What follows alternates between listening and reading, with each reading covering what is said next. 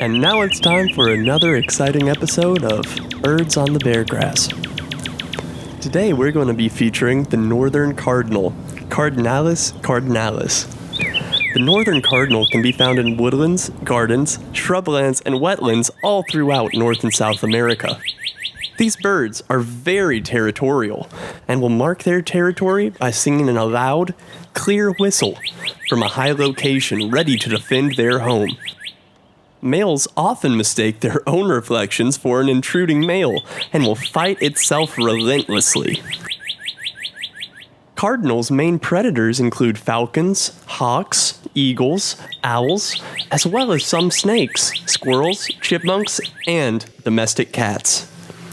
They eat mostly seeds, grains, and fruits as adult, but feed their young almost exclusively insects. Look at that. Baby birds are so gross.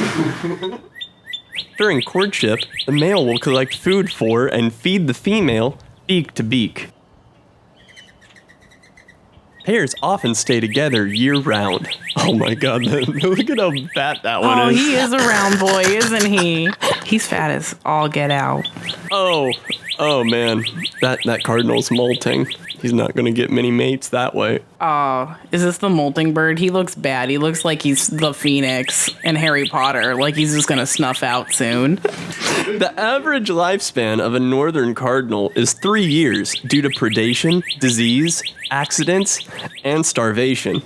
However, the oldest recorded cardinal lived to be more than 15 years old.